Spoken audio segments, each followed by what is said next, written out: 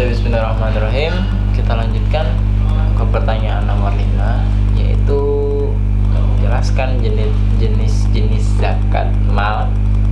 Zakat mal yang ada dalam Quran dan zakat mal kontemporer.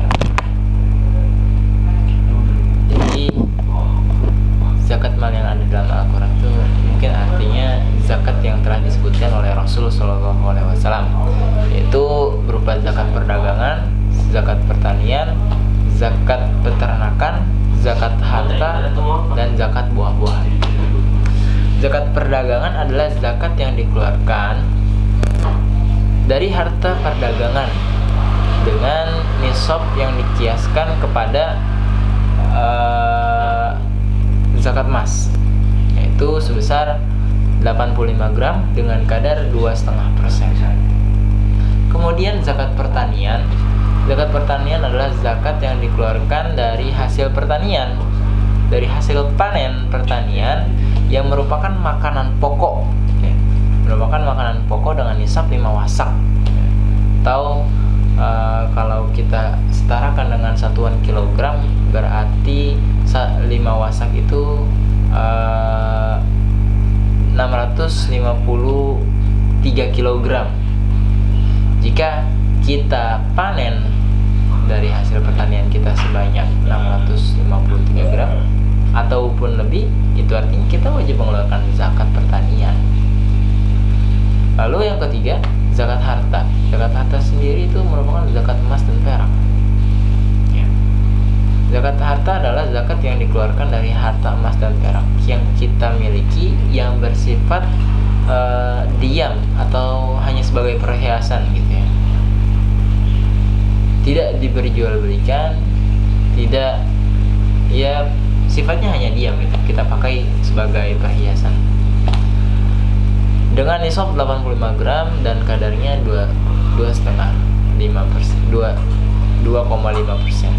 Contohnya, kalau kita memiliki emas sebanyak 100 gram dan sudah mencapai haul, itu artinya kita wajib mengeluarkan zakat, yang mana 100 gram tadi dikalikan 2,5%, dan sebesar itulah yang kita wajib keluarkan zakatnya.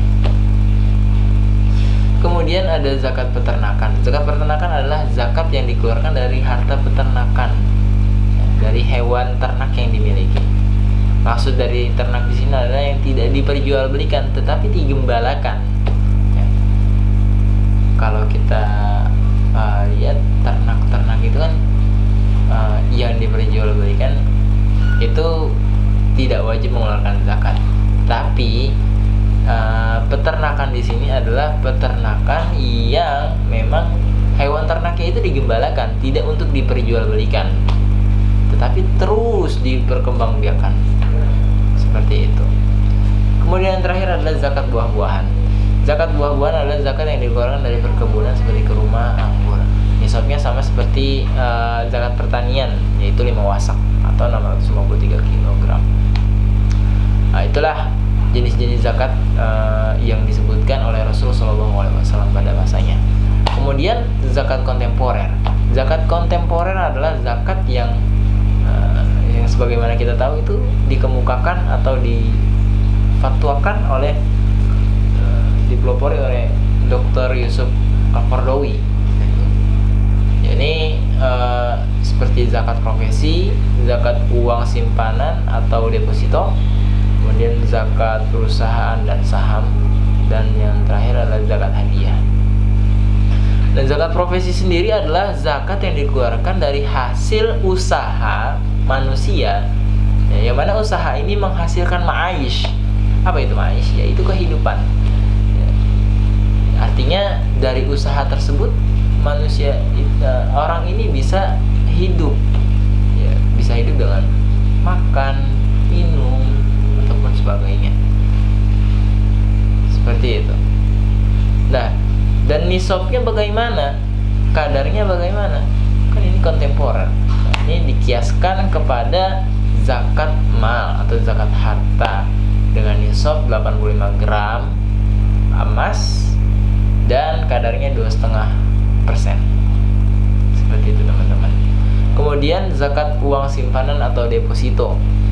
Zakat uang simpanan adalah zakat yang dikeluarkan yang karena sifat hartanya itu dan dihitung sebagai nilai pokoknya. Tidak banyak yang saya ketahui tentang zakat uang simpanan atau deposito. Kemudian zakat perusahaan dan saham. Nah, ini banyak orang yang meminta ulama untuk mengeluarkan fatwanya tentang bagaimana zakat perusahaan, bagaimana zakat saham ataupun zakat investasi. Nah, sebagian ulama berselisih, akan tetapi yang saya ambil di sini adalah yang wajib mengeluarkan zakatnya. Artinya perusahaan yang wajib mengeluarkan zakatnya adalah perusahaan yang memang produknya itu merupakan produk halal dan dikelola oleh seorang yang beragama Islam, dan produknya itu atau perusahaannya itu bergerak di dalam bidang jual beli ataupun jasa. Seperti itu yang saya sedikit ketahui tentang zakat perusahaan dan saham. Kemudian yang terakhir adalah zakat hadiah. Zakat hadiah adalah zakat yang tidak memiliki nisab nih. Zakat yang tidak memiliki nisab ditunaikan ketika menghasilkan dan tidak menunggu haul.